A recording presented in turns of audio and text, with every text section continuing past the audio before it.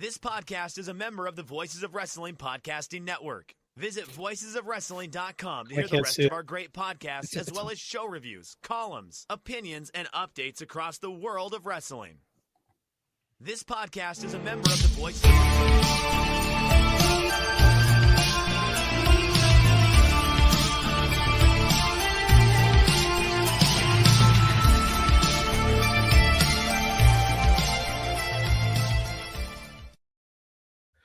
Hey, now it's the Mike and JD show, and I'm your host, Mike Gilbert, and I'm joined, as always, by JD, by God Oliva. You guys heard a little bit of a different intro, and of course I screwed it up, but because I forgot when I put together the classic Brace for Impact intro, I forgot to add in the Voices of Wrestling plug at the beginning, which I didn't want to get heat for that. So, but anyway, you heard the classic Brace for Impact theme. JD, how are you doing, man? I'm pretty good, man. I had a busy week. I'm about to monopolize. Yeah. I'm about to monopolize this shit. So why don't you go first and tell me how you're doing? I'm good, man. I just got done watching TNA Rebellion. I missed the beginning of it, so I'm gonna need the chat to tell me how that went. Because this shit comes on at like 2 p.m. here in Hawaii. This is my last pay-per-view in Hawaii, my last podcast in Hawaii. We're getting ready to go on hiatus, and my family wanted to go eat ice cream at the same time. And I was like, I can't tell them, no, Daddy's got to watch pro wrestling so that way he can go do his podcast. So I, of course, said, hell yeah, let's go get ice cream. So we took the family out for ice cream and met up with the neighbors and got back, I think, after the second match. So the chat is going to have to help me out with that. But I thought it was a pretty watchable Rebellion. I enjoyed the show, and we'll get into that in a little bit. But JD, you had two big things happen this week, but let's talk about, one of them specifically. So let's talk about Gajun. Yeah. For a couple months now, I've been sitting on this, and I didn't want to say nothing because you never know. When the time the Kickstarter ended and I sent out the digital rewards, I got a note from a guy named Brady Roberts, who's an actor and a pro wrestler, who really liked the book and was like, hey, man, I think this would make a good movie. And I said, I agree with you. And I just kind of, whatever. And he's like, no, I think this can happen. He's like, I'm interested in representing it. And I was like, get the fuck out of here. So like, it was pretty cool, man. He's produced, we worked out a deal. He's producing an adaptation for potentially the big screen, potentially the small screen. We'll see how that evolves. Of Gajun, and got a writer on working on the screenplay right now. I just read the first draft. It was surreal reading somebody else's interpretation of your words, but it was crazy and cool. And like, we're so like the beginning. This is so at like the beginning of the process, and I don't really want to like get too much into things because it's a billion things can happen from here, and nothing can happen, and everything can happen. And it just I've been down this road before, so I'm trying not to count chickens before the eggs are even laid. So but there's a chance it goes to film. So I mean, like, it's pretty cool. It's what I went to school for. That was always my childhood dream, is to be behind the scenes of a film. And I kind of gave up on that when I found out that I personally hated making movies. So like the idea that somebody else would do it for me and I could just sit back with my family while somebody else does all the hard work and I don't have to do anything, it's pretty freaking awesome, man. So again, this is a several year process and it's just the ball starting to get rolling, but it's pretty cool. I'm really appreciative of Brady and company for what they're doing. Yeah, I'm proud of you, man. And I was able to read Gaijin. I got an early copy of it. Yeah, you got one, the first one. Yeah, and while I was reading it, I did think, like, I was like, I think this could work as like either a movie or like a limited Netflix series. If they wanted it to be like a multiple season thing, I think like the characters have depth and layers that they could do that. They could stretch that out to be a long-term thing. And so I it looks like the script is out right now, I guess. And they're probably through the editing process and things like that, probably tossing around some ideas. And then what happens after that? Probably like just shop it around to studios and stuff. I think so. I think that's what they're going to do. Yeah. I'm not involved. I wrote the book. I'm just kind of, I'm the guy who created the thing and I'm on the outside, which is just where I want to be. So that's okay with me. I mean, like I said, it's when you release something and put it out into the wild, you have no control over how anybody will handle it, accept it, or move with it. So, I'm not really a film guy anymore. I don't really want to be. So, the fact that what's nice about it is just this validation that the work in it itself was good, and I've always been proud of the book, and it's nice to know that people like it too. So that was my first thing for the week. The second I talked to you guys, I told like a handful of people in my personal life about the tournament. I told everybody that listens to our show, like I announced on the show, but like the people that actually know, I really kind of downplayed it. But I spent the week in Las Vegas and I wrestled in my first tournament in 22 years, and I took third. Hell yeah. Got the bronze there for the tournament in the Masters division, right? I won my first match in 30 seconds. And nice. It was that long because it took him forever to call the fall. The guy gave up when I put him on his back, and even the guy goes, "What's taking so long to call this pin?" Because he wasn't fighting. And I was like, I don't know, shut up. Yeah, because I thought he was trying to psych me out. And the next match, JD, hold on, was your opponent Joe Hendry? I gotta ask. He did have a beard. Yeah, okay, he was tall. Could have been. I make that joke, but Joe Hendry actually did win several tournaments in England, and actually was really good. Like wrestler. He didn't wrestle growing up, but he was a judo guy. And after he became a pro wrestler, he entered some tournaments in Europe and actually won some tournaments and then came back to pro wrestling. So he wanted to do just like to prove himself, I guess. That's pretty interesting, actually. Yeah. Amateur wrestling in the UK is notoriously bad. So like it doesn't surprise me that a guy with some judo background could actually have some success there. It's not much, which is funny because like collar and elbow and like the history of catch really starts in England, but like it really went a completely different direction than it did here in the United States. Second round, I wrestled the eventual champion. He was a 10-time U.S. Open champ, multiple time veterans level world medalist, and he beat me. Like I was competitive to the end. I got a couple real bad calls that at the moment I thought were bad. Then I had people reach out, goes, "Those are not good calls." I'm like, yeah. So I'd like to have that match back, but he beat me fair and square. And then I had the wrestlebacks. I destroyed the next two guys. I'm pretty proud of that. And then in the third place match, I went out there and just let it loose. And I thought, this is my last match. I'm going to go after it. And then I immediately came off the mat and I looked at my buddy and I said, I don't want to be done. So I'm gonna keep competing until it's so cool, man. There were dudes there in their 70s that were wrestling because they have like different brackets in the Masters division, right? The age brackets. I saw this old dude out there, had to be 75 years old, having a blast, getting his ass whooped, and I'm like, this is great. Like, I don't like to golf, I like to wrestle. So like maybe this is my thing. So like it was good. Like I worked really hard for a few months and I'm still pretty good, it turns out. And I think I have room to grow and get better. So I mean I think it's something I'm going to keep pursuing for a little bit. That's awesome, man. Well, I'm really happy for you. I wish, thanks, bud. No, and I mean, getting third after not competing for so long, I think that's pretty freaking tremendous. So, and maybe this is like your calling. Like you gotta, you write wrestling books now that could become movies. You know what? I think they need to pick up Deluge. It's probably my best story. I loved that story. I was like reading. I was like, this is a fucking movie. Like Michael B. Jordan should be the star of this movie. Like I was reading. I was like, yes, he should. I agree with that because I was really into I'm really into the Creed movies, right? I just love those movies. I'm a Rocky guy. Really into the Creed movies, and I gotta kill a tab on my thing. Hang tight. Go ahead. Keep going. All right. Can you hear me? Can you hear me, JD? Am I still on the air, everybody? I got kicked. Okay. Yeah, so I was reading it and I was like, Michael B. Jordan should be the lead, the main star of Deluge. I love that story. Available on Amazon currently. King, I actually unfortunately had the Observer tab on to get the TNA results, but it started just destroying the computer. So I had to kill that tab. So my computer said, close this tab or we're shutting everything down. Basically, close the tab. Yeah. So I closed. So I don't have the I don't have the results in front of me. So which is fine. You know what I'm gonna do, JD? I'm gonna actually do something we haven't done in a while.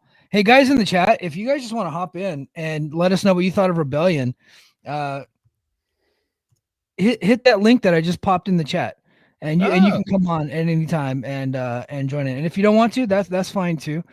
But let's go ahead and get into the TNA Rebellion results. JD, you did not get a chance to watch the show. I thought this was gonna be like our big hurrah off into the sunset for a while, until we go on hiatus, and we're doing an old school brace for Impact season finale. Mike and JD. Season finale. And but unfortunately I couldn't come through with a way for you to watch, so that just didn't work out. I wasn't going to pay for it, that's for sure. Yeah. But I gotta say, I thought it was a pretty fun show, and we'll get everybody's opinion in the chat, whoever did watch it. But yeah, again, I thought it was a pretty fun show. I thought that the crowd was really good. Yeah, Mike and JD final bye-bye. That's pretty funny. I thought the crowd was really good. I thought they were hot the whole night. I thought they were well lit, and there was probably like 4,000 people there. Good crowd. Yeah, that's a good crowd. That's a good crowd for TNA. They came out with a story earlier in the week that it was like their biggest US crowd in like over 10 years. So pretty legit. I'm surprised that they still even had a show, even though Joe Hendry lost in 3 minutes of WrestleMania. I figured the company was dead. Killed the company. That's what I kept hearing, that it was going to kill the company. It was going to kill the title, kill all his momentum, and no one would come to the show. But sure enough, people still showed up. And in fact, they sold more tickets after that happened, and they ended up having a really good crowd. I think that if TNA was a more serious company, I think there might be some validity to that. But I mean, like, I think that guys like us have lost the culture war as far as like what constitutes like serious pro wrestling. Yeah. And the simple fact of the matter is there's just more people that like what WWE does. So the fact that TNA is steering into it, not as competition too, because you cannot compete with, I'll say, a Vince McMahon branded company, because whether you want to admit it or not, it still is. Like, the company still has Vince McMahon fingerprints all over it, right? You can't compete with Vince by being like Vince, right? Or Triple H, whatever. But you can be an accompaniment to them, which is what TNA is. And they've said we are a offshoot company. We work with them, not against them. And it's honestly, it's been working for them. Like, I can talk shit on it all I want, but like, if you're a bean counter that works there for Anthem, like, what do you care? You don't care that they essentially the identity of TNA has been stripped away, and now it's kind of like an offshoot WWE thing. But hey, we got a guest, day one subscriber to the Patreon, our homie Andre. Man, what's Andre? What's good, y'all? Y'all hear me good? Yeah, I can hear you, dude. I just want to stop in real quick because I know it's your last show, because I've been supporting y'all for a minute because y'all my guys. JD, congrats on your stuff. That shit's fucking awesome, bro. Thank you. Y'all be inspiring me. I be listening to y'all stuff, and not just like the wrestling stuff, since I'm like a younger man. When y'all speak about how y'all are like leaders and stuff, I really like tune into that stuff. Like, I really tap in and listen to what y'all have to say. So I'm really like excited for y'all going in these big steps in y'all lives. That shit's fucking awesome. That's all I really wanted to say. How the fuck do I get off here? I just want to say, I don't want you to. Y'all doing great, bro. Thank you for the kind words. I will kick you out in a second, but this is the Rebellion reaction show. What did you think of Rebellion, my dude? I was out, so I didn't really get to catch it. I just saw the Mike Santana match. That shit was awesome. Yeah, it was. At Razor's Edge to Tasha Steelz. Are they crazy? Dude, are they out of their fucking minds? So Mike Santana hit a Razor's Edge from the ring apron to the outside through a table. It was supposed to be similar to what Bubba Ray Dudley did to Mae Young back in the day, except Santana did not protect her at all. He just freaking launched her. Just no. He sat down with her, but like, you know how Bubba Ray was like holding her, and like he took all the impact on him. Yeah. No, he just dropped her on her head through the table. It was fantastic. I mean, it was brutal, dude. That match was insane. I think our friend Draven Javier Draven in the chat was saying that was the match of the night. I don't think it's even close. Like, unless the Ultimate X match is better than that. I didn't get a chance to watch Ultimate X, so I want everybody's opinion of that. But all I saw of that is Leon Slater did not get caught. He did the one thing we thought he was gonna do, and then they just dropped him straight through the middle. Big old dudes. face to the ground. Insanity. Okay, so I didn't see that. Is that why Joey Janela tweeted that TNA needs to bring in Gringo Loco? And 100%. They had like booze, like all these big people. It looked like AJ Francis out there for whatever reason, and nobody caught him. Straight to the face. I wonder if he has heat. Like, for the record, they should bring in Gringo Loco because he's the best base working in like independent wrestling. That dude can catch anybody. He's awesome. They brought him in for a dark match recently. I hope they keep him around. They should. Gringo Loco's good. Yeah, he is good. Chicago guy. All right, man. Andre, it's great having you here. Thank you for all your support over the years, man. He's been a day one Patreon subscriber. So thank you, Andre. Glad we were able to finally get you on, dude. And I'll hit you up whenever we're on our way back. All right, man. You already know, man. Appreciate y'all. Take care, man. All right. I had to kick from the studio. All right. Links in the chat, guys, if you guys want to hop in just like Andre did. But let's see. So Javier Draven said, in his opinion, the best Ultimate X match in a long time. Okay. So I'm definitely going to go back and watch that, and I'll provide some coverage of it on Twitter because I feel embarrassed that I wasn't able to see it, but I did want to hop in. So my favorite match of the night was definitely Mike Santana and Mustafa Ali.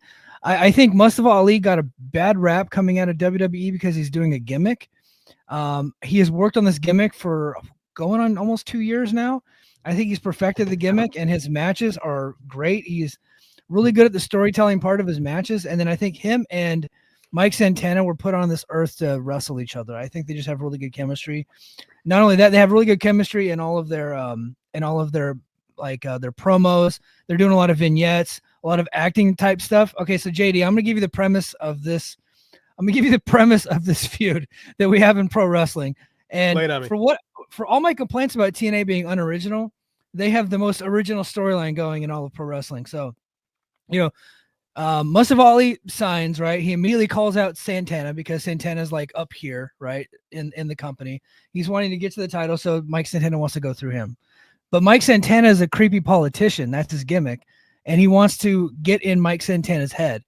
Santana's an alcoholic, right? And so Mustafa Ali beat him in the first match, then afterwards gave him a beer and was trying to convince him to drink the beer. And Santana, that like pissed him off even more. A couple weeks later, Santana brings in one of his guys from his AA meetings to like help him out. He's newly sober. He gets him a job with TNA working backstage, right? Like doing the ring setup, stuff like that. Well, Ali finds this guy and then talks so much shit to him and it hurts his feelings so bad, convinces him to relapse. So Mike Santana then finds him passed out drunk backstage, convinces him to relapse. This pisses off Santana really bad. So Santana then kidnaps one of Ali's friends, John Schuyler, and puts him in the back of a car and then starts to interrogate him and slap the shit out of him while he's handcuffed to a chair and then threatens to kill him. So we have pieces of shit in TNA. It's not quite burning a guy's house down or like doing a home invasion and staring at a baby, but I thought this was a pretty intricate storyline, and I think the two guys doing it are pretty good performers. And so we got to this point, and now they had a Falls Count Anywhere match, and I thought it was going to be pretty good. It was like way above what I expected it to be. The only bad part of the match is that Mike Santana introduces a barbed wire bat. It gets used on him. And right before that happens, the camera zooms in and they show Mike Santana pulling a razor blade out of his wrist tape. And so unfortunately we saw that coming, but the match did end with a lot of blood. So that was really, really good. Man, that's interesting. I have some complicated thoughts on that. Just the angle itself, because I haven't watched TNA in forever. I initially balk at the idea of using alcoholism in professional wrestling, mainly because it's like, it's close to our lives. You as a recovering, me as the kid of a recovering.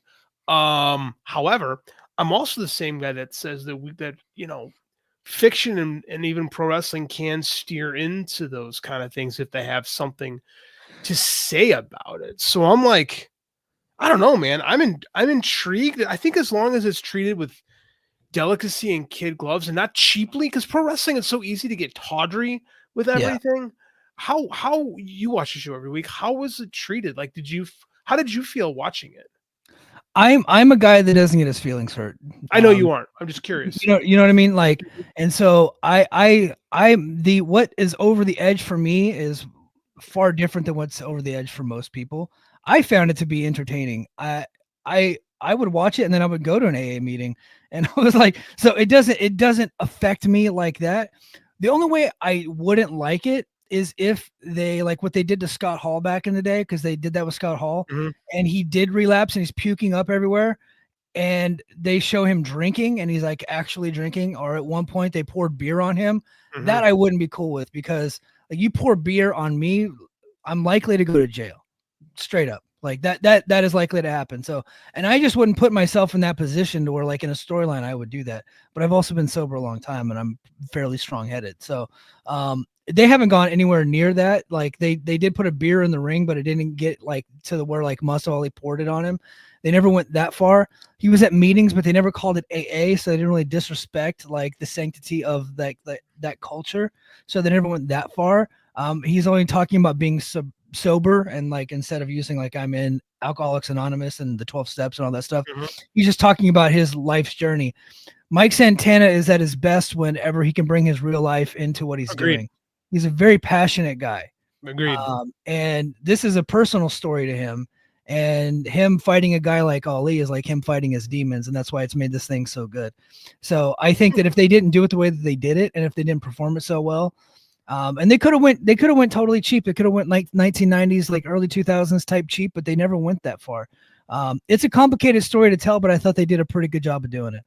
That's fascinating. I'm actually interested. That's the most interesting thing I've heard about TNA in a long, long time. Wrestling in general. I like the idea that you can. I don't hate the idea of trying to like tackle big subject matter in pro wrestling. Like, I don't think it has to be just about matches. Like, I like some drama. I like some intrigue. I like you to get out of the box a little bit. That's a big swing, and it seems like they've handled it pretty good. I don't know, man. I'm intrigued. Yeah, it's being universally praised. I did see a couple of people say that they were offended by it, but I get it. I get it. I get it, but I don't know how serious they were, like, so, but like, I think you're allowed to be offended by things. And I think that you're allowed to be offended by television. Like, that's fine. But I don't think that the TV show shouldn't do it because a couple of people thought that they were offended. Right. Yeah, I agree. I think that, I think that we don't, I think that sometimes in pro wrestling, everything has to be happy, shiny people. Right. And that's not interesting to me. Like, I like my villains having teeth. I like reality being reflected in things. And that's the thing with pro wrestling is it has to walk a fine line, because if it gets too drama-y, it becomes melodrama. Like, that's my beef with WWE all the time, is it's all melodrama all the time. Like, it's all, you never loved me and stuff like that. Like, it's always so like, well, WWE likes to be Days of Our Lives. They like to be daytime soap operas. You know what I mean? And I think what TNA was trying to do, instead of being daytime soap opera, they were trying to be, like primetime cable drama with this story, and then with the Steve Macklin and Eric Young story, because Steve Macklin with this story that they're doing is Steve Macklin is going through with his PTSD. And is having trouble trusting people. And Eric Young turned on Josh Alexander, but he wanted Macklin to join him. And he's like, I'm not going to join you, and this and that. And they were kind of going back and forth for a little bit, with Eric Young trying to regain his trust. And then he offered him a spot in his new faction in the latest episode of Impact, while they're sitting by a fire drinking whiskey. And Macklin turned him down yet again. And all of a sudden, Macklin walked off and he passed out because Eric Young had roofied him. So he just kind of goes off a cliff there, and then Eric Young took Macklin's journal and then like ripped it up and threw it into a fire. So they're taking some big swings on TNA. Well, I was going to say it seems like they're handling that one pretty well too. Maybe not. Maybe not the roofie part. Yeah. You might have lost me with the roofie and throwing the journal in the fire. I liked everything about it except for like we didn't have to go there with the roofie part, right? So, but I got what they were trying to do, and so with TNA, they're doing some of these more like dramatic kind of filmy, like movie style angles without going into science fiction and horror. Which right? they Like used to do. That used to be Yes. that was one of the reasons. That's one thing that broke me on TNA. I'll tell a story forever. Taylor Wilde playing with the fucking tarot cards on the ring apron during a match. I remember we had the live show, and I'm like, I can't fucking do it anymore, Mike. I just can't do it. So like, this is a far cry from that. And I don't know, man. When you swing for the fences, sometimes you hit a home run, and sometimes you hit a pop fly. So maybe that's kind of what we got here with these two stories. Yeah, I thought the story was good overall. That it was just that part of it. I was just like, that's a little overboard for me. The roofie's a little much. Yeah. But here's the thing about TNA is they struggle to set themselves apart. And right now they're using so many people, not only that currently work for WWE, that used to work for WWE, they're an affiliate of WWE of some sort. And so they're kind of got everything WWE stinks. So anytime anybody talks about TNA, they always have to talk about WWE. So, and that's just the boat that they're in. That's what they chose, and that's kind of where they're at. So some of the content that they do that WWE wouldn't touch, I don't think they're getting any credit for. Even though they are trying to do some different things, but they're just not getting any type of credit for it, other than like on my show. But I will shit on them accordingly.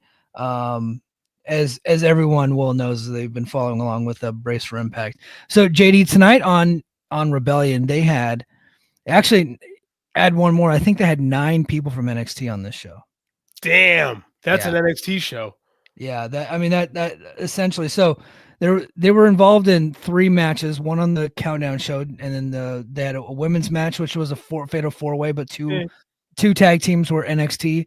And then in the main event, Ethan Page is in the main event. And then after the main event, Trick Williams made his TNA debut and he attacked Joe Hendry. He's a heel now. So there you go. So like they're fighting, they're not fighting against it. I think I'm fighting that battle for them not to be so WWE style, but they're not even fighting it. I think that's what they're looking for. That's what they want. So. No, I think they're embracing it, and I think they're trying. I think they're doing the WWE style thing. They're trying to find their own niche with it. Yeah. So, again, it's not really for me. Like when you have Ethan Page showing up in the main event, and I mean, Ethan Page is always Ethan Page to me. Yeah. And again, but he does have history in this company, so it does kind of make sense that he would show up.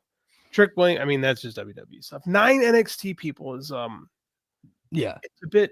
it's a bit much, because now you're not really taking care of your own company at this point, you know? Well, and the problem is that they just released a bunch of people and they're backfilling those slots with NXT people. And so now less people have jobs. Like Alan Angels just got released. Hammerstone just got released.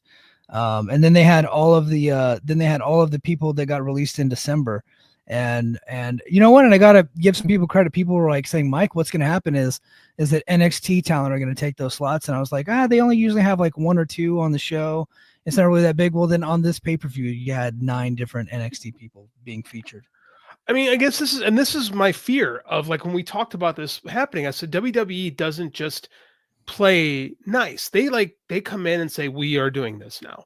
And now now you got their main champ. Again, I don't like the fact that, and again, you could tell me it doesn't matter to the bottom line, and I can't argue with you on that. I'm just telling you, I don't like the fact that they brought their champion and made him look like a dork. Now, It does play because it's Joe Hendry, right? And Randy Orton will eat up the other 2 guys too when he gets his opportunity, because that's what Randy Orton does. Right. But I personally, JD Oliva, I'm not saying this is bad for TNA, blah, blah, blah. I'm just saying I don't really care for it. I personally don't think it makes your company look great. It makes them look like, well, this is kind of what the NXT guys do when they're not on NXT. And I don't know if that's a long-term sustainability thing. I mean, WWE don't care. They got another place so they can have their guys work and give more people opportunity on NXT, right? That's what they want.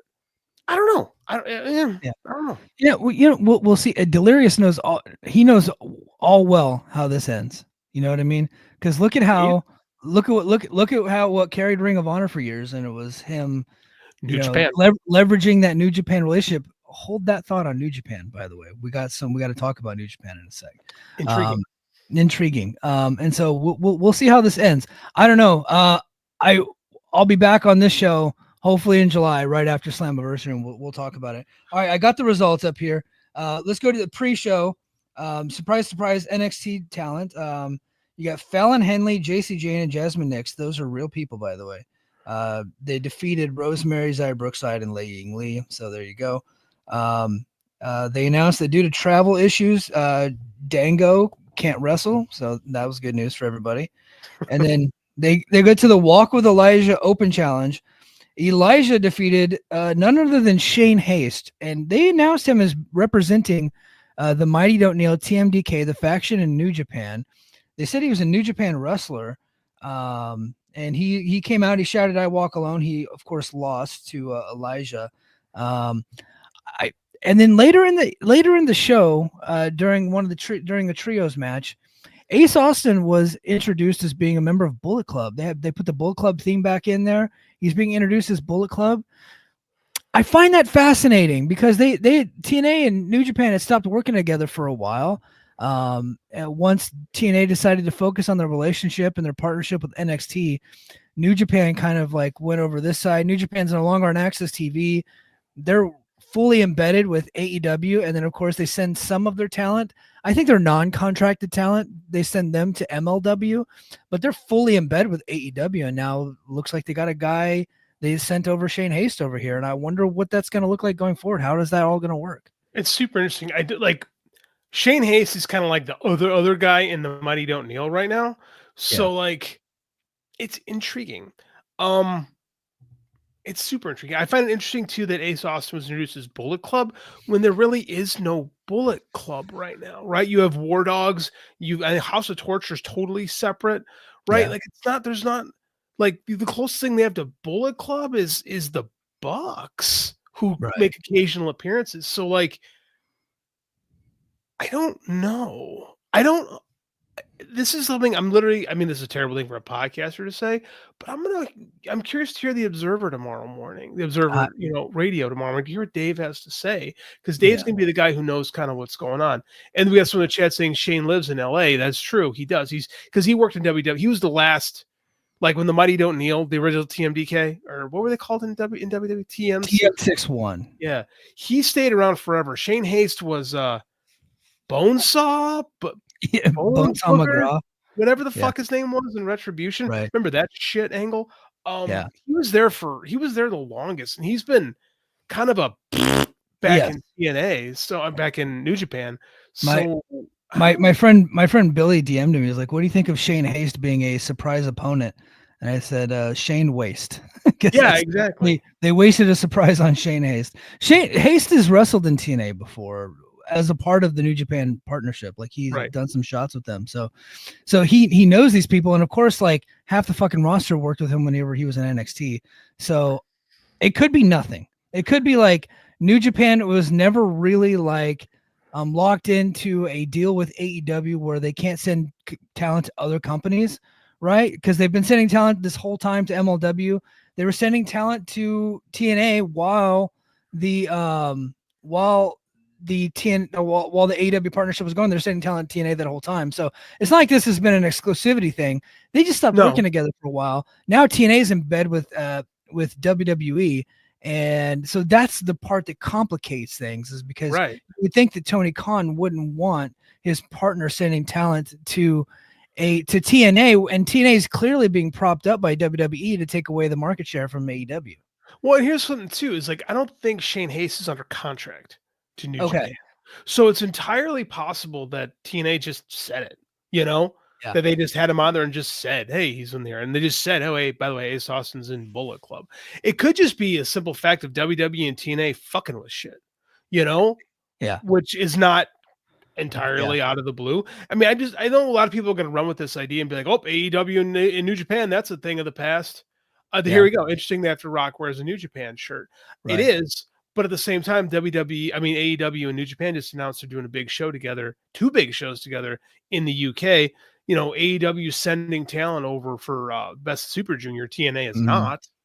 So like the only thing, to me, this reads more of WWE fucking with stuff at this point. Like put up everything here. I'll pull this up. Yeah. Okay, so JD, you didn't see this, but No. earlier they deleted the tweet, so I can't pull it up. But earlier today, New Japan tweeted out a promotional thing promoting one of their events. They said it was, I think it was Dontaku, and they said it's happening NXT weekend as opposed to next weekend. But it was in all caps NXT, and they left it up for hours. And then people are like, "Hey, you're not working with NXT. Why are you saying this?" Like, some of the hardcores like getting pissed. But it was very clearly a typo. They ended up deleting the tweet. So was it from the New Japan 1972 account? Global and New Japan Global. So probably some fucking white guy that also tweets about wrestling on his phone, and is probably an NXT fan. Yeah, probably, and probably just likes all pro wrestling. Didn't even realize he did it. Yeah. That's more to be, because he could be linking the Rock scenario. I don't think there is a scenario because I don't think you're signing deals like this. We'll put it this way too: unless WWE is buying New Japan, which is always possible, right? Yeah. I don't want to poo-poo that idea, by the way, because I don't think that's out of the realm of possibility. I don't either, but I don't see Bushiroad selling New Japan right now. But it's possible. Money talks. They have deals, right? Like they have signed, and also too, WWE bought AAA, and New Japan. You want to talk about loyal, and this is the thing is loyalty in the Japanese business world is a really, really strict thing. Like they take that shit seriously. Like New Japan would not remember back when New Japan and the first Forbidden Doors, Penta and Phoenix, those guys couldn't work that show because New Japan has a relationship with CMLL, and now WWE just buys AAA. So I mean, like you guys ought to understand how these things work. Someone says NXT New Japan in the chat. That could be Noah. Like, why establish? Here's the thing: and the letters NXT don't mean anything in Japan or Mexico. AAA and Noah have a lot more value than NXT. I know this hurts Paul's ego to hear that.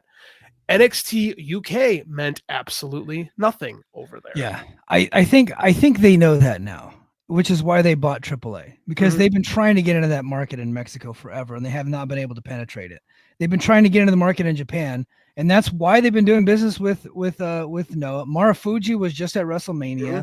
He was there taking pictures with everybody. He was an invited guest. Inamuro's done a bunch of stuff with NXT already. Inamuro's been on excursion here at NXT, and he just announced that he's heading back to Noah. So his excursion's over. They got one more match coming up. I think it's a tag title match, so which he will very likely be losing on his way back to Japan. That's just how they do business. But so if I were to venture a guess, like if WWE is buying any Japanese promotion, it's probably Noah versus New Japan. I just don't want to say that New Japan's out of the equation. I like people that say, is New Japan for sale? I'm telling you right now, every company's for sale. Every company's for like my pickup truck don't have a for sale sign on it, but if you want it, I'm listening. You know what I mean? Like that's just the way business goes. Anyone can get out of business at any time they want to. Like any company is for sale. WWE said for years they weren't for sale until Vince decided they were, right? And like same with Tony Khan and AEW. They're like, I don't think they're in a position where Tony's going to have it till he's bored with it. Quite frankly, I don't think that happens. But like any company is for sale if the buyer is motivated to move, and I don't see Bushiroad being in a mood to move New Japan, especially because business is up this year.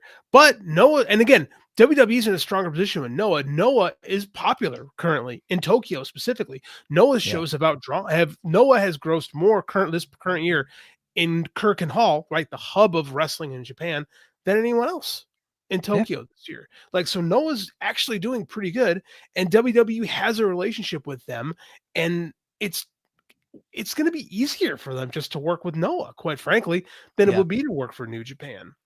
Yeah, right. So I do find it interesting, and let's see. Shub says, for as much as I'd love for it to be a conspiracy, I think this Shane Hayes situation is just a coincidence. It could be. The simplest answer is usually the correct one, but it's something you have to.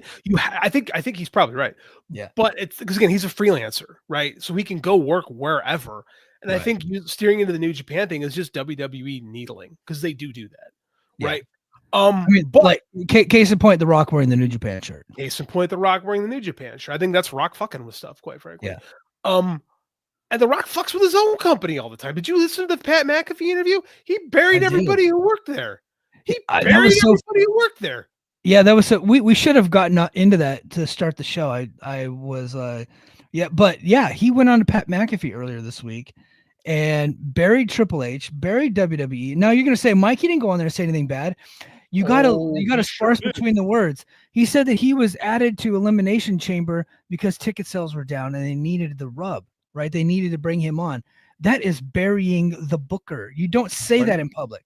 100%. He never mentions Levesque either when he talks about the people that work there, because these two have hated each other since 1996. Yes. They've never, ever liked each other. They still don't. It drives Levesque crazy that he's the head of creative and he's still underneath Rock. Right? And it's because the Rock is in an elevated position over him because he's on the fucking board of corporate, not WWE board, TKO board. You know what I mean? Like he is on the pecking order. He is above Triple H. And the Rock didn't get his creative that he wanted, and he just bowed out and essentially like tanked. They couldn't come to an agreement, and the WrestleMania main event got tanked. Hold on. Let's see, Joe Gilbert said the Rock's ego has been crushed lately, and WWE is no longer a safe space to go and get cheered for the first time since he left for Hollywood. Yeah. Although it's driving him mad. Yeah. I think that hopefully Moana 2 like brought his ego back up. That movie was a hit. So Shazam was, or not Shazam, his Black Adam movie was really bad, and that started a spiral. Well, like he got fired from DC essentially. Like who was the one that took over DC? James Gunn. James Gunn. Well, he pulled his power play at the end of because he tried to reboot everything. They brought Henry Cavill back in that one. And the problem with that was that it was not a good movie. Yeah. So I'll be honest, I will push back and say that I enjoyed Black Adam. But when I watch superhero movies, Mike checks his brain at the door. You know what I mean? And I just kind of watch it for what it is. I don't have the backstory of Black Adam. I never read Black Adam. So I just liked it as a movie. I thought it was good. I love Black Adam. He's one of my favorite characters. Legit, one of my favorite characters. Jeff Johns' JSA run in the early 2000s was fantastic. And it was all about the rise of Black Adam. Like, this would be a great movie. When they announced Rock was going to play him, I was like, perfect. This is going to be awesome. And it wasn't awesome. Yeah. and then it was a bomb. That movie did bomb, like legitimately. But James Gunn's Superman looks freaking great. So it all worked out good. And Rock, I mean, this thing too, is Rock is in a weird position where he does have so much stroke and power. And WWE's fans love Triple H so much. And I enjoy listening to our boss, Joe Lanza, bury Triple H. I love it. Sometimes, like, I don't think they're unhinged rants, but they're great rants. And I agree with a lot of them. But I mean, say what you want, WWE fans love him, even like, because we were NXT fans from back in the day, and like they always had great big shows, but the show was kind of hit or miss and kind of boring from time to time. The weekly TV show was not good, but the takeovers were fantastic. So I mean, like, he's kind of a meat and potatoes booker right now, and Lanza brings up some good points. The stuff that made WWE hot was Vince's final stand, right? It was the Bloodline and Sami Zayn. That was Vince. Yeah. And mainly is probably more Paul Heyman, quite frankly, than anybody. Mm-hmm. And pushing Cody as the top guy, that was Vince. Like, the Wyatt Six, where's that gone? You know what I'm saying? Like, that's they can't seem to get themselves back on television. It's gonna be interesting because they just started kind of a new like top heel group with Paul Heyman and Seth Rollins. I just don't know that that's going to have the same legs as the Bloodline, but how could you, right? Like, I mean, that Bloodline is one of the top, like in this era, it's like the top, like that is the storyline that brought WWE back to prominence. Like, say what you want, that happening at the same time as Cody making that big jump. And by the way, Cody doesn't make that big jump without leaving in the first place. And when Cody, I want to go back and read some of Cody's interviews from 2016 and talk about the shit that was pissing him off at the time. It was Triple H and NXT. Yeah. And he would wildly talk about how the only thing that they care about is NXT. Yeah. And that guy went off and became famous on his own and came back. And I'm sure, because that's not a Paul, none of that American Dream or American Nightmare stuff has anything to do with Paul Heyman.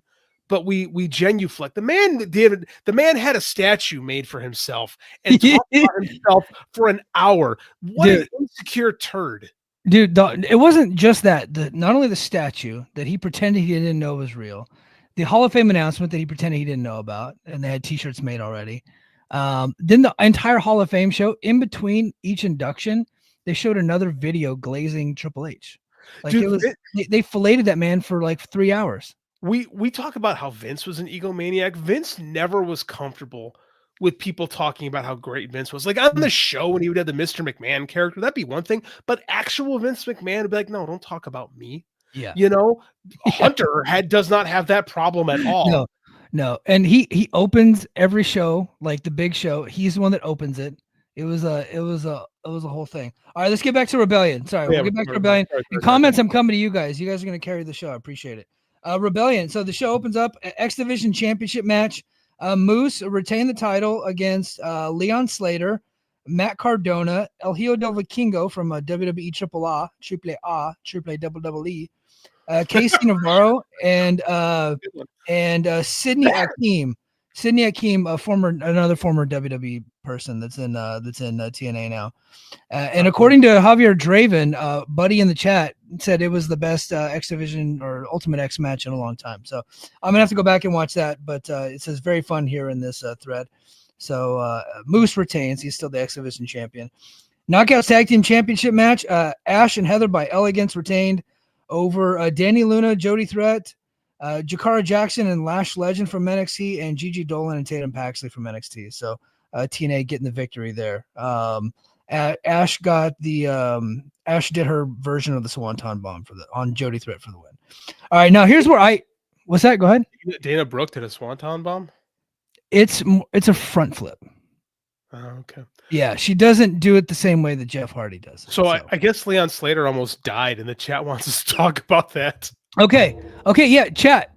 Let's see. I wonder if could I pull that clip up without getting nuked? Do you think? I don't know. We're going away. What? Get nuked? What the hell? I'm kidding. So apparently, Leon Slater did a 450 swanton off the ropes to the outside, and nobody caught him.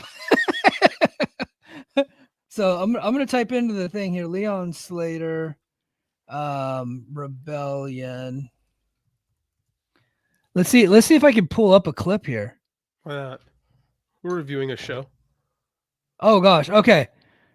I got it right here. Hold on. Let me pull this up. This is bad radio, but fuck it. We're live and we're going off the air for a couple of months. So if this gets the Voices of Wrestling YouTube nuked, I apologize. Okay, sorry, here Jeff. It is. Here it is. If not higher, Slater is it. Ooh, Jesus Christ! Yeah, let's watch it again, and then I'll get off of it. Oh, look at all those fucking assholes down there. They didn't catch him. They just stared there looking at him. Someone, I think it might have been, was it Moose that stuck his hand out and like half-ass tried to catch him? Yeah, he was like, well, Moose is an offensive tackle. He doesn't know how to catch things. So like that's, and AJ Francis is a defensive tackle. So obviously he doesn't know how to catch. But you would think some of those other X Division wrestlers that are there would have caught him. Instead, he kind of just split the uprights a little bit and just kind of like just dove in. He threaded the needle. If I'm in charge of TNA, like some people are getting fired in that match. Like, thankfully, some of those people don't actually work for TNA. Like Matt Cardona doesn't work there, and Vikingo is WWE now. So I'm just like, come on. You don't want Vikingo's like 5'2". You don't want Vikingo catching a guy flying. Like that's why you put big guys in these matches. They had 2 300-pounders out there, and neither one of them got in the way. Like, yeah, the King of the North says AJ Francis' big ass couldn't get in the way. I mean, AJ Francis finds a way to fuck everything up, so I can't be surprised that he didn't catch him. He's not even in the match. It's his job to be somebody to jump on, and he just couldn't get that right. Jesus Christ. I can't believe he didn't die. And I can't believe he's not seriously hurt. Like, that's a nasty looking spot. Fuck. So the chat's going crazy on this. Hold on. Leon Slater okay after not being caught by anybody. Shub said weird finish with Slater very clearly touching the mat while holding the title, but Moose speared him and won the match. So TNA is telling a story. They've been beating Slater like a drum, and they keep announcing that his goal is to be the youngest X Division champion ever. I think they're building the story where he keeps getting beat up until it's almost his birthday, and then he's going to win the title before he becomes too old to be the youngest champion ever. I believe that's the story that they're telling. I don't know if they'll execute it. I just think that's what they're trying to tell. And I like that story, but yeah. We have to make it to his next birthday after tonight. Yes. Moose mistimed the finish, but besides that, it was good. Billy says KO tag match was unwatchable because of production issues. Well, I'm glad I didn't watch it. But Joe said that was rough. It's like it was unwatchable because of the talent involved. Ayo. That's so funny. Yeah, it looks he was 15 feet above and just went straight to the floor. In pro wrestling terms, he's probably more like 9, but that's still. I don't want to fall from 9 feet and have no one catch me. Yeah. Billy says Leon Slater's birthday is in September, so I get the feeling that might be a Slammiversary thing, or maybe even something in August. So, that could work. that could work. But let's get to the trios match that they had. Trey Miguel, Zachary Wentz, and Ace Austin with X-Pac in their corner defeated Eddie Edwards, Brian Myers, and Moose. At one point during the match, Alicia Edwards started to cheat, and X-Pac came in and gave her the X Factor in the middle of the ring, of course. And then he starts hitting spin kicks, and I was like, this guy's the best wrestler in the match. It's like he can still do those spin kicks, man. He still look good. We don't talk enough about how damn good Sean Waltman was. He was really good, especially in an era where guys weren't that like. You think about how much of a game changer that guy was. Like showing like the 1, 2, 3 kid showing up in WWE TV in 1983 was such a change to what regular TV wrestling was like in that era. I give that guy a ton of credit for really helping pioneer the cruiserweight style, because again, he was tall but he was lean. It was such a visual dichotomy from what we had been used to, and I think he's really a bigger impact in pro wrestling than people realize. Yeah, I thought this match was actually a lot of fun. I thought this was a really good match. I like the way they used Waltman in the match. After, as it was over, they started doing the DX chops, and Tom Hannafen's like, "Who would have ever thought we'd be seeing a version of D-Generation X in TNA?" And I'm like, "Brother, Sean Waltman's been in TNA. You had the fucking New Age Outlaws have been in TNA. China did a match in TNA. Like, they have had TNA inclusion since its inception." Yeah, DX inclusion. Yeah, absolutely. That's Hannafin. I mean, whatever. They never did say the name Degeneration X. I get the feeling WWE just let him do it. And Waltman was wearing a DX t-shirt, so which is something that he couldn't have done back in the day, but they're partners now. So that's King of the North makes a good point. Billy Gunn did blackface in TNA. Yeah. So he did the blackface angle in WWE first, and he brought that creative genius with him to TNA and did that whenever they were feuding with the Dudley Boys there. Went on to manage a black tag team in AEW. Life is interesting. Yeah, well, he probably didn't even know the history of how racist that is. Oh, I get most wrestlers are stupid. Correct. And I'll be honest, 22, 23-year-old Mike Gilbert didn't quite understand. It took a little bit later until I got educated. Yeah, same here. I think I was 18 when they first did, 17 when they first did that skit for that very uncomfortable Nation of Domination skit. Yeah. You look back on it and you're like, whoa. Yeah. Zachary Wentz did a UFO cutter to Moose and won the match. So Wentz got a pin on Moose. So it looks like he'll be next in line for a title shot. TNA International Championship. Steve Macklin defeats Eric Young. So Macklin got revenge for being roofied.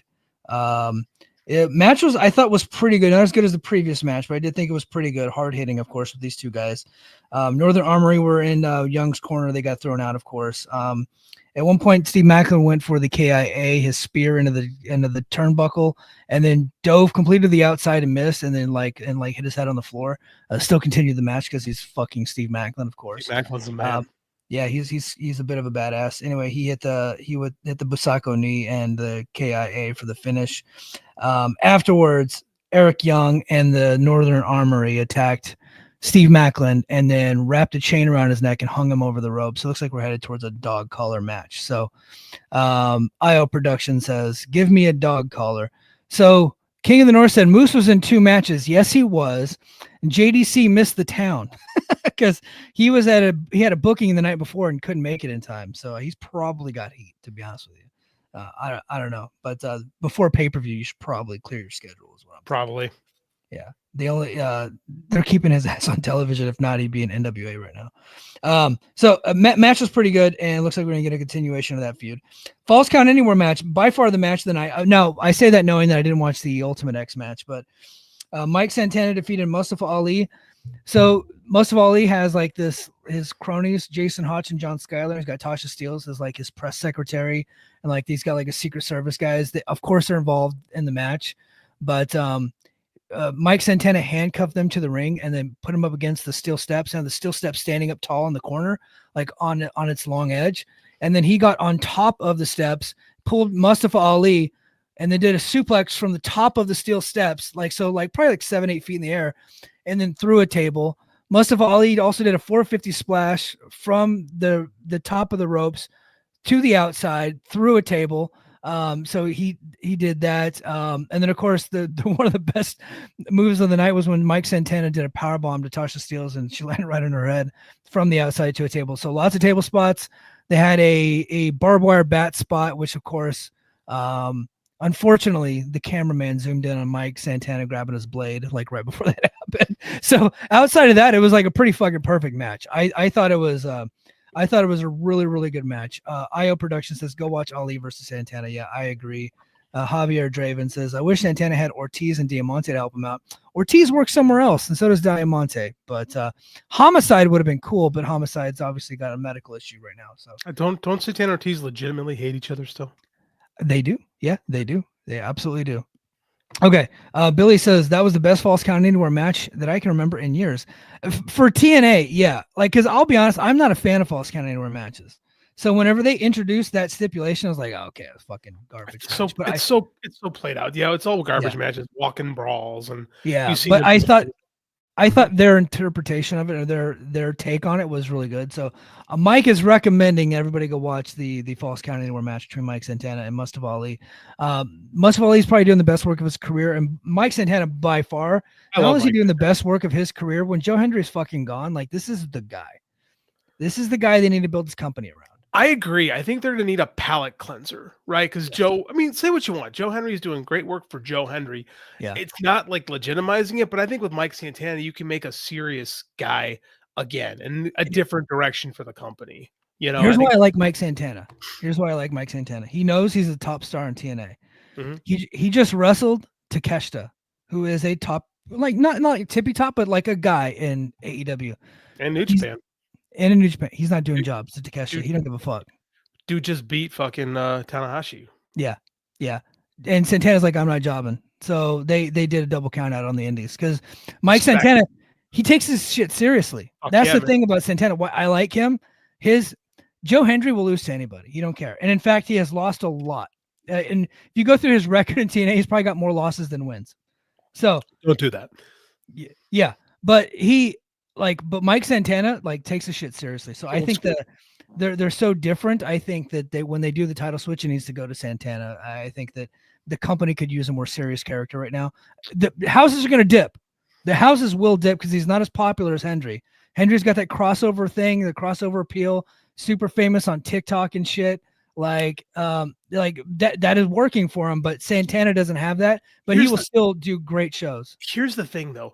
Your WWE interest in this company is going to start to fade at some point, right? Because it's a fad for NXT fans, and eventually they're going to get bored with it because that's just how it goes. And TNA fans are going to be left with the TNA fans, right? The people that stick to this company through thick and thin. And you're going to want a guy to kind of rebuild after that because fads just don't last in pro wrestling. They just don't. Yeah. No, they don't. All right, we'll go to the beginning of they made an announcement. Indy Hartwell has signed with TNA. So that came right after that. So she can't work a lick, but she is breathing and she's a female, and they need those types of people in TNA right now because they don't really have that. So they're not using NXT talent, but they're using former NXT talent with Indy Hartwell. Okay. So we'll go to the Knockouts Championship, the beginning of a triple main event. Masha Slamovich defeated Tessa Blanchard. That was a surprise to me. I thought that Tessa was going to go over here because Masha, as much as I love her, in the ring, she's incredible, but she doesn't really have that star aura about her. So maybe they're using Tessa to get her that. But she went over here, much to the delight of the crowd who fucking hated Tessa this whole match. So, okay, here's my question. Because I'm seeing in this game, I didn't watch the show. So I'm reading reactions on Twitter. And it's what I'm reading now. Again, it's hard to get a vibe on what's real on Twitter because everybody gives what they think is real or what they want to see. Now, people were saying that people weren't reacting at all to Tessa. That it was crickets. Is that accurate? Because I don't buy that. No, to a degree that it is accurate. So really, she came out.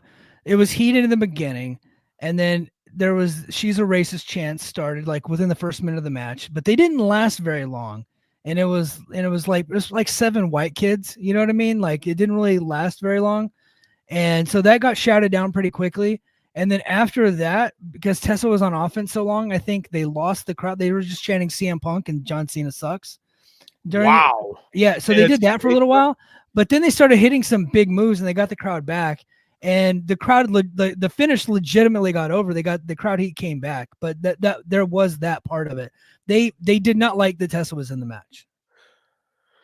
The fact that they're chanting about John Cena and CM Punk really tells me who's in that crowd, right? Like that really. Oh. No, so our buddy Nonzo was there. He's co-hosted Brace for Impact several times and has called into the show. He was there. He lives in LA. I actually went to a New Japan show with him one time, back in the day during pandemic. But he was there and he said it was like filled with first timers. So a lot of WWE fans in the crowd. Which you said was what was going to happen. Yeah, so. yeah.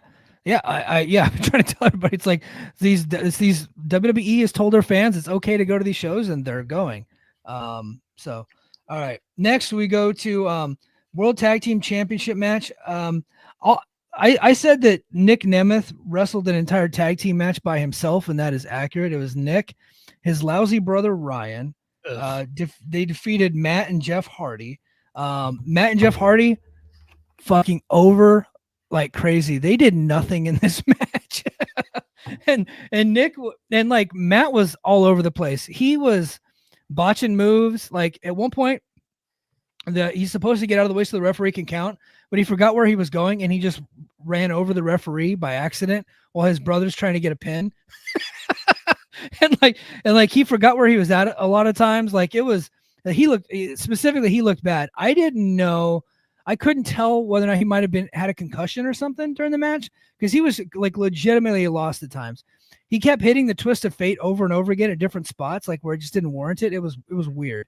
And then he ends up getting taken out of the match on the outside. Ryan used the chair, and then in the ring, Nick Nemeth hit a low blow on Jeff Hardy and hit the zigzag. And then Ryan tags himself in, and he got the pin, which is pissing off a lot of the hardcores, by the way, because Ryan Nemeth stinks. But his gimmick is he's terrible at wrestling. He's only here because of his big brother. That's the whole gimmick. And now he's riding his big brother's coattails. And they're calling themselves the greatest brother tag team of all time. That's the Heat. And they should really highlight the fact that they're going to Canada next month and say, we're the greatest brother tag team that can actually go to Canada. Because that's the reason why the Hardys lost, because they can't go to Canada because of Jeff, right? That's pretty good. I do wonder what you said about Matt Hardy, because he's got a lot of concussions in his career, right? And that's the thing about having a concussion is when you have a couple of them, they come really easy, right? And I remember Matt took that really gnarly bump when he was in AEW. Remember that during the COVID era? Yeah. And like he's got a lot of those in the course of his career. Spooky. Yeah. And Matt Hardy hasn't been good at wrestling in damn near a decade. Occasionally, like depending on the right opponent and if the crowd was hot, the match can be pretty good, right? Like the Hardy Boys have legitimately had some good matches in TNA, but this was not one of them. Yeah, Jeff's good still. Like I don't know, man. I've seen a lot of Matt Hardy wrestle over the last decade, and like I can't ever say, oh man, Matt Hardy really good still, really good. He's really good at being Matt Hardy, and he's good with the crowd connection. Always has been, but Yeah. I like the work. I like the concept. I think the concept's great. Like Ryan Nemeth riding Nick's coattails. Yeah. Well, he comes out and he says, "My big brother," and he says like over and over again, and he gets a lot of heat. He in the ring though, he's legitimately bad. He is not playing a bad wrestler. He is a bad wrestler, but he knows that he stinks, and he knows the reason why he's there, and they're kind of playing off of that. And it's like, okay, I get the heat. I understand it. That is one guy you don't have to worry about going to WWE. No, because he burned that bridge, and he also burned the bridge with AEW. Currently blackballed from all of pro wrestling, despite the fact that he's a tag team champion. TNA tag team champion. By the way, thank you, Billy, for the shout there. That was a good observation. By the way, I hate Nick Nemeth. Continue. Yeah, okay. Kent State. We're not happy with those. Fuck them. Javier Draven says, I honestly can't believe they put the titles on the Nemeth. As soon as I saw the calendar where they're going to Canada next month, I'm like, they got to put the belts on somebody, and they're telling the story. They're going to flip it back to them. Dude, it's great booking. That's actually really good booking. Like, and no one is harder on Delirious than me because I watched the implosion of Ring of Honor. Yeah. That's really good, really smart booking. That's Okay. the whole thing. Okay, now we're gonna get the invariable. Well, what about the work rate, guys? Nobody gives a Nobody fuck. gives a fucking TNA about the work rate. Nobody gives a fuck. They're doing gimmicks and stories, and they're trying to have as good matches as they can. They had some good matches on the show, but with the Hardys, they're the most overact in the company. They don't need to give you 5 stars. They need to give you 2 to 3, and jump off a couple ladders, and you're good. Here's the thing. If work rate is important to you, that's what you have AEW for. Right? Yes. That's what we New have Japan. New Japan for. Yes. Right? If you're into the super melodrama and the big entrances and the over-the-topness, that's what you got WWE for. And TNA is somewhere in the middle. Yeah. There you go. All right. Tactical Playmaker. So this is Nonzo. He's got an alias. So just got home. Rebellion was a good pay-per-view live experience. Not up there with Revolution, but it was pretty good.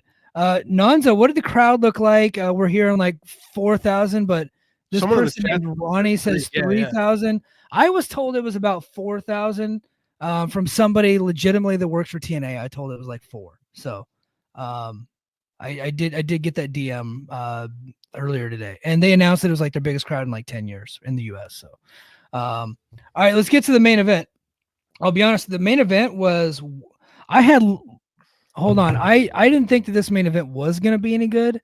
So I didn't go into it with high expectations. I went into it with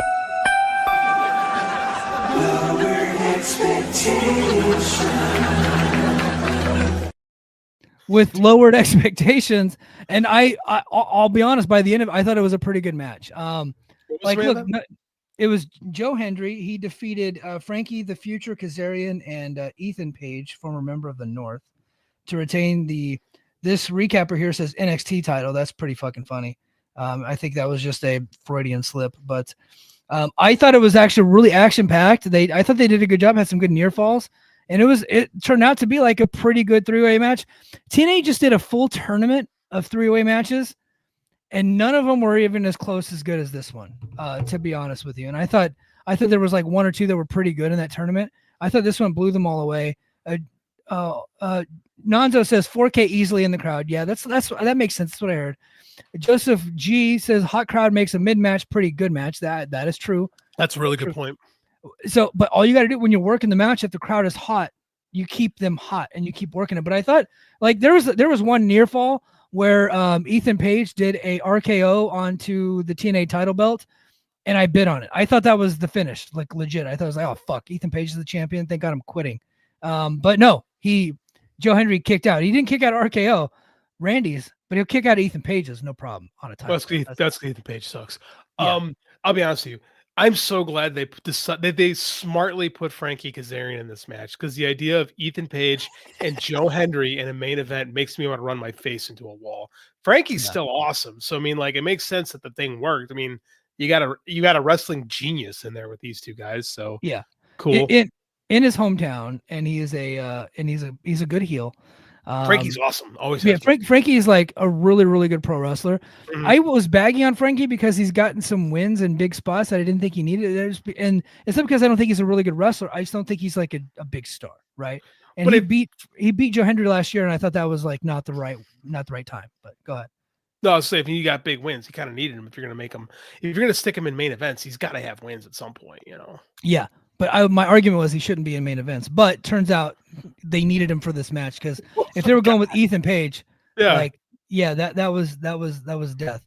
My favorite thing is when the WWE drones go, "Yeah, Tony let go of Ethan Page." And I'm like, "Yes, he did." And Lex is king, and it's like, yeah, yep, sure did.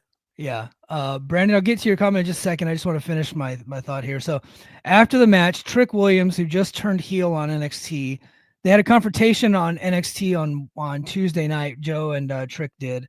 And so Trick made his TNA debut after the match and attacked Joe Hendry.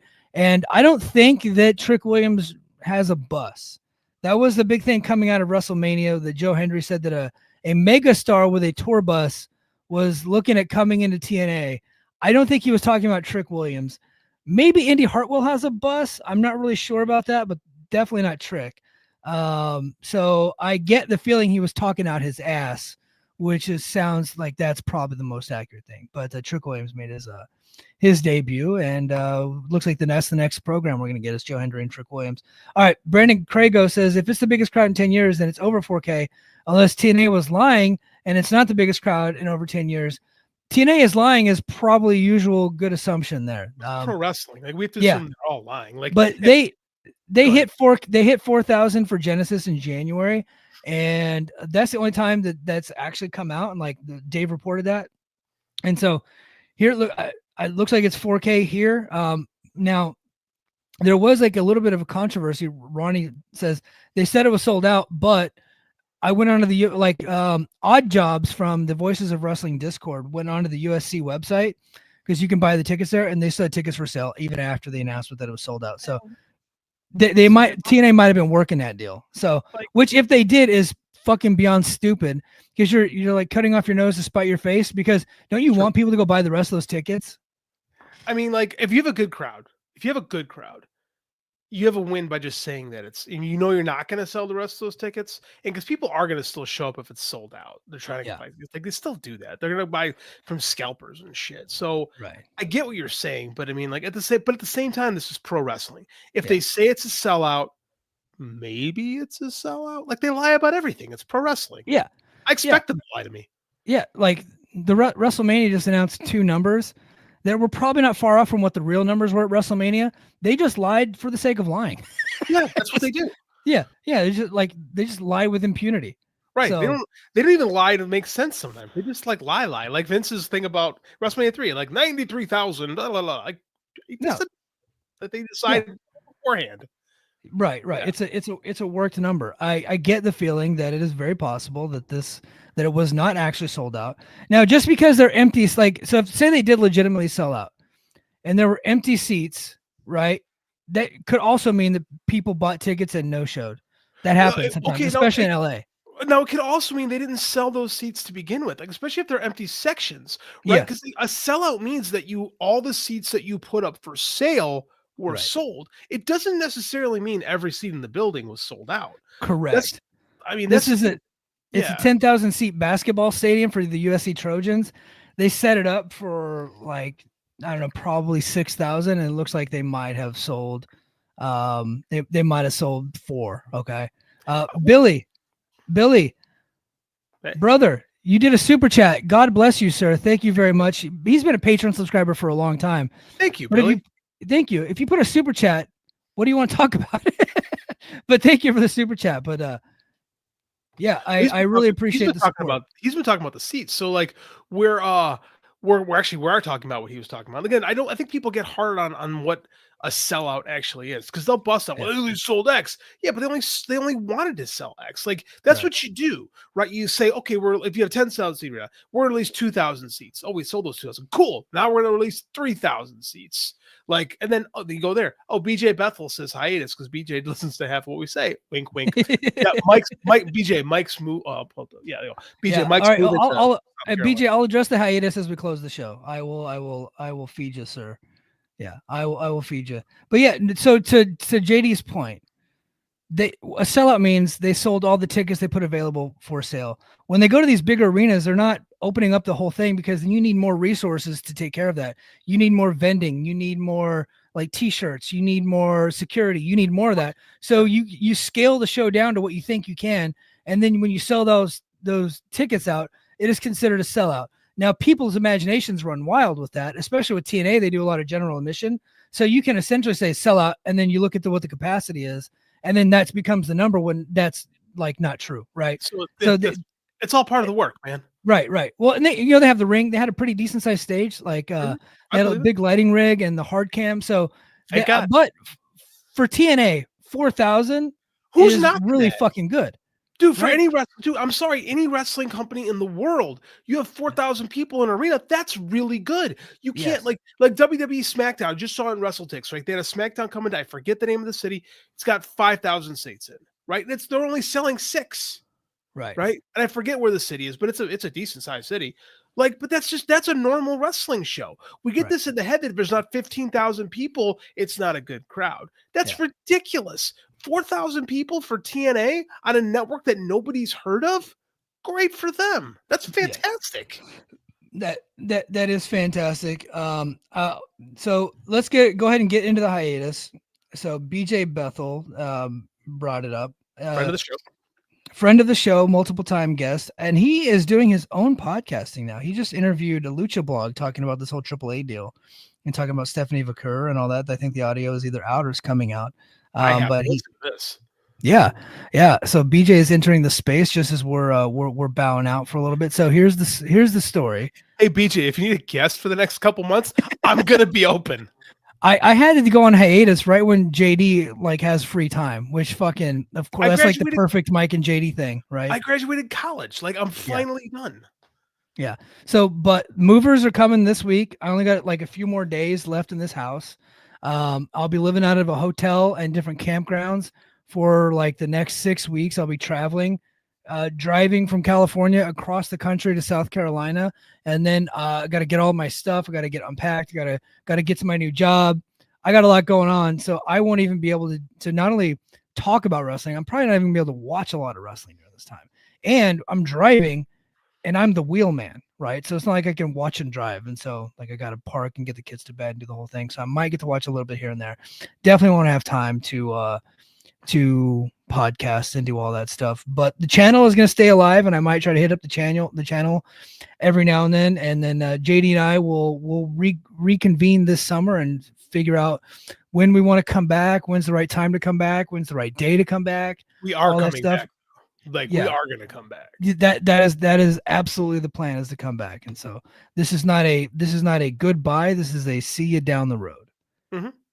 This is a season finale, right? Yeah. And sometimes like it's a lot of work sometimes to do the show. Like Mike and I have realized, like we're not Rich and Joe who make a lot of money, for podcasting. Like they make good money. Mike and I do okay, but I mean, like it's not putting food on our tables. It's keeping us happy. But I mean, like, we have lives. Yeah, and I got to thank my family because I've taken a lot of time away from them to do this show. And the show doesn't provide any money. It just provides creative fulfillment, which is what I was seeking. Mm-hmm. So I really appreciate that. But like today, I had to miss the beginning of TNA because I wanted to spend time with my family and go to ice cream, right? So like because of where I live in Hawaii, a lot of the wrestling comes on during the day where I'm supposed to be spending time with my family. So I've actually taken a lot of time away from family. I'm not going to be doing that anymore. I'll be on the East Coast, and that probably won't even come up anymore. So, since we got BJ, let's go ahead and play out a classic tune dedicated to BJ Bethel. You are beautiful on the inside. You are innocence personified. And I will drag you down and sell you out. Guys, I am retiring May 5th, 21 years to the day that I joined the military. Thanks to everybody that's supported the show over the years. Thanks to everybody that's been Patreon subscribers. If you've ever liked, subscribed, commented on one of our YouTube videos, that means the world to me. Thank you for that, and thank you for obviously Joe and Rick for the last couple of years. And of course, thanks for Garrett Gonzalez for giving us the This is not goodbye forever. That's Can't hear you, man. Oh, you can't hear me. I can't hear a damn thing you're saying. Sorry. That didn't work. That didn't work. Okay. So I said thanks to everybody that's been a Patreon subscriber over the years. Thanks to everybody that's ever hit the like button, commented, shared our content, ever dropped in on the comment section and kept our shows going. Thanks to everybody that ever spent a dime on us. That meant the world to me. Thanks to Joe and Rich for the last couple of years putting us on the air, like making us bigger than we ever were before. Mm-hmm. Obviously, thanks to Garrett Gonzalez for giving us our start, giving us our original platform. Without him, we would never become Hall of Fame voters. So like that means a lot to me. And we made a ton of friends along the way. And thanks to everybody that's ever supported us. Thanks to Jeremy Feinstone for being smart enough to figure out that these two dorks will get along really, really well if we put them on a podcast together. Because Mike and I were friends, but we never did a show before Jeremy stuck us both on a TNA show, right? And that worked out great. Thanks to all you guys, man. Mike and I had a blast. Yeah. And thanks to everybody that's ever supported my military service. I know we do talk about it sometimes on here. But 21 years coming up on May 5th. That is my retirement date. Having my ceremony there. I am not going to be live streaming that on YouTube. But maybe there will be some clips out there eventually of my retirement ceremony. But this is going to be it for a little while. And until next time, JD, should we hit the line? Let's hit it. Mahalo. Thanks, everybody. I greatly, greatly appreciate it. Let's get Godzilla back in here. All right. Thanks, everybody. Competition starting to get thick, it's the click, so I hope you watch your A game. A made no rain from the track when we unite and spit. This isn't A game, better bring your A game. Competition starting to